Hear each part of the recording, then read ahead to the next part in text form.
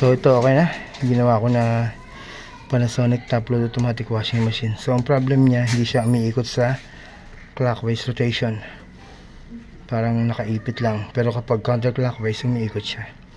So nagpalit ako ng pyesa sa ilalim, may sira sa gearbox niya.